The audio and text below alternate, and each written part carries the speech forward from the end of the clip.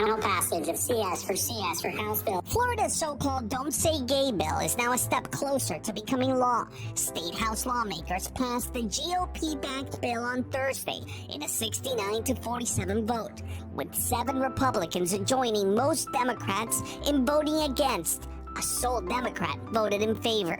The bill reads in part that classroom discussion about sexual orientation or gender identity may not occur in kindergarten through grade 3 or in a manner that is not age-appropriate or developmentally appropriate for students in accordance with state standards.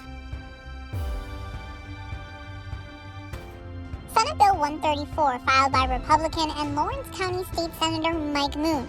It's what he has called the, quote, Vulnerable Child Compassion and Protection Act. This act prohibits any school nurse, counselor, teacher, principal, or other personnel at a public or charter school from discussing gender identity or sexual orientation with a student unless such person is a licensed mental health provider.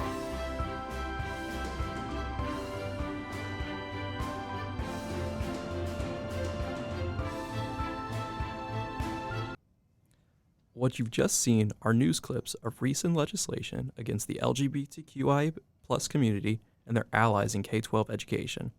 Due to this recent political agenda sweeping the nation, our group set out to examine how much influence LGBTQIA+ interests actually have on the curriculum. Our preliminary research showed that the LGBTQIA+ representation is almost non-existent in current curriculum, particularly social studies. In our efforts to understand more about this issue, we took to research through interviews with experts in women and gender studies, Michael Bronski and Dr. Scott Sander. So to normalize it, I don't want a day of the week, I don't want a month, I want to pop up every so often just like everyone else does. It's part of every conversation. When it is relevant, then so is my identity can come to the surface, or else just let me exist and type really fast on my computer like everyone else. I think it's also true that we have to understand the complexity of that, right? So that if we look at, particularly around language and identity, right? So can we say that Michelangelo was gay?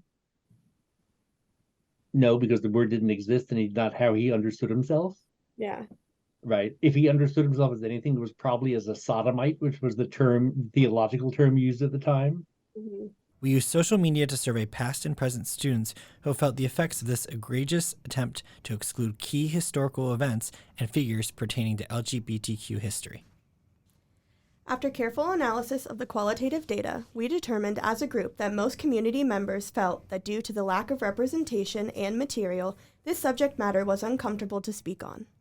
When we surveyed teachers and administrators, they felt the material was restricted by the standardization of the curriculum and its subsequent lack of representation regarding anything not heteronormative.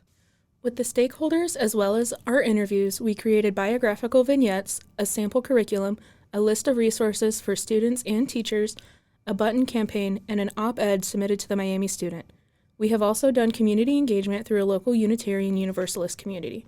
The Unitarian Universalist community is a liberal religious community drawing from many other mainstream religions.